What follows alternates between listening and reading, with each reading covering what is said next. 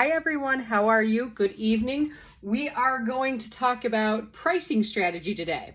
So we've already looked at branding strategy and product strategy, how we actually formulate our product, how we actually brand it. Now we've got to talk about the pricing strategy. And for your papers, your project, you don't need to go too in depth. I simply want to know which of the 4 pricing strategies you choose for your pill and why you chose that one. So let's go a little bit into them. So again, I'm going to believe that you read through the chapter. You have to read through the chapter to see what the different pricings are and why, but I'm going to explain it here real quick as well. Fixed pricing, and this is what most of you will probably end up using, and I'm not telling you that, I'm just saying that's where most of your products will come up, just based off of either value or fixed cost. So what we do with fixed pricing is basically that the marketer or the developer of the product sets the price, and it's usually either based off value pricing, which I'll explain in a minute, or cost pricing, which means that basically if I know I've got to cover my cost, so if I have a fixed cost and I'm doing it based on what we call cost plus, that means I'm going to cover the cost of the product to make it, whatever it is, from my vendors. I have to take into considerations, and this is what I want to hear on your paper, I have to take into considerations our employee costs, things like that that go into the company, not just what it costs to make each little pill, but you have to think of fixed and variable cost in there. And again, you haven't made this, so it'll be made up for all intents and purposes. But cost plus means I'm covering all the costs that it takes to make my product, plus adding on a percentage for profit. So, and again, that's where most people set up in their pricing to begin with. But cost plus simply means, again, I'm going to cover my cost, and again, cost take into consideration not only the cost to actually physically make the product, but the labor that went into it, the electricity to run the shop that made the pills, the packaging of the pills, and everything else that goes into it. So for your paper, I need you to actively discuss what are those things. What are all the things that it takes to make your magic pill? And how much profit do you feel you are going to need to make? So, and remember, these are one-of-a-kind pills, which sets you apart, which is where we come into value-based. So you may be fixed pricing based on value, especially for your pills, versus just, again, you always have to cover your costs. But the fact that your pills are going to do something magic and that they are going to answer some sort of need for our customer, you have the ability to make a lot of profit here. So if I have a pill that is going to make somebody forever keep a perfect weight, or replace sleeping hours, or bring me unlimited money and funds or happiness, I most assuredly probably wouldn't price that pill at $5, $10.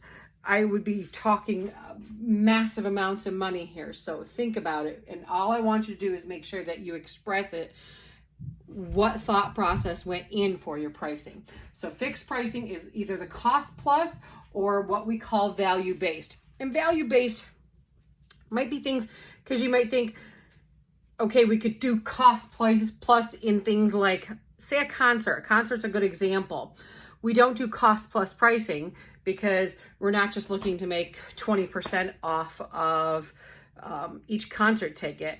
We're looking to see, it's a delicate balance of economics, supply, and demand. It depends on a lot of different factors. If we look at bands, it depends on the popularity of that band. How fast do you think tickets will sell out?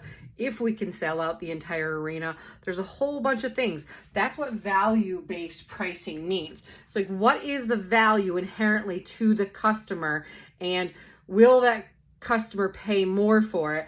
That's what we call value-based pricing. It really depends on the demand for that product and who demands it, and how much money they have for that. So again, things like sporting events. Again, we've had this argument in class several times in several different classes about why we pay athletes millions upon millions upon millions of dollars. It's because value-based pricing. Because if ticket holders will pay the price to come see them, then they are worth the price to hire.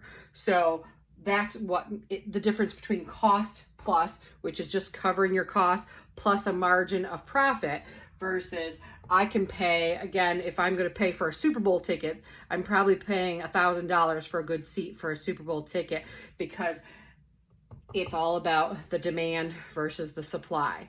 So value pricing is about particular events, what's happening, what is it, is there a high demand for it. This would apply again to sporting events, anything that you do for leisure activities, I guess, concerts, things like that, where you would pay a higher premium to go and get good seats for a particular event.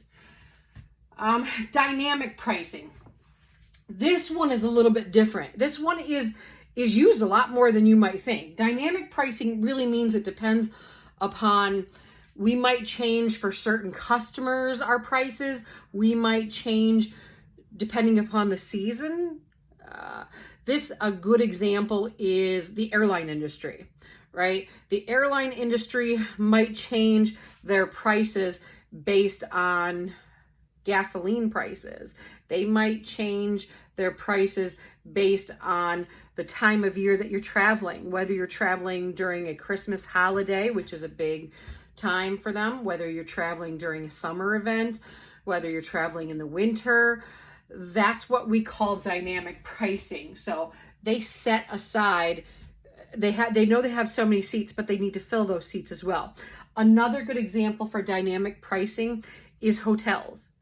If you know, hotels and things like cruises. I don't know if you've ever heard or not, but sometimes you get the best deals if you wait to the last possible minute, because cruise lines with their rooms and hotels with their rooms always would rather lower their price and get some money for a room that is, they want somebody in there to use that room, so they will lower their prices, and you can name your own price on a lot of them. So that's called dynamic pricing, is when, depending on the customer, depending on the time the customer buys it, you can also get better prices for the same ticket for that same airplane if you purchase a year in advance versus purchasing the last 2 or 3 months. The prices go up higher, but then last minute, if they have a lot of extra seats, of course they'll lower their price. So this fluctuates, and it depends on,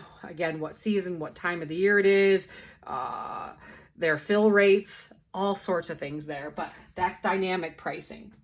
Negotiated pricing, again, these are just contracts, basically contract pricing that literally, like we have here in this local area, we have SKF. Those are negotiated contract prices, because the U.S. government hires them and says, hey, we need this, and it's all based on a contract, and they sit down and they negotiate the price. They say, okay, it costs you this much, we think you should profit this much, and then we go back and forth into the table till both parties agree, the buyer and the seller. That's just negotiated pricing. Auction, you all know what auctions are. That is basically exactly what it is. The highest bidder win. We do this in a division of real estate. We go into bidding wars. We do it a lot on things like eBay as well. You would be doing auctions on eBay and not necessarily Amazon, but there's a lot of online content that you do bidding for as well. But those are the 4 that I need you to choose from. And again, most of you are going to fall under either fixed pricing, being cost plus, or your value based. But it could be that you're dynamic pricing, depending on what your marketing strategy is. So take a look at all 4 of them. Take a look in your textbook. But that's pretty much, there's a lot of content in the chapter for your pricing, but it all comes down to this. I simply, for this section for pricing, all I need to know is which one of these you are, your product is, and why you chose that. Be able to back it up. I chose Cost Plus because of this, this, and this. That's all I need for pricing. So next we'll move on to logistics. And probably Monday, we will get to logistics. And the last one for this section is your social media strategy. So see you guys later. Bye.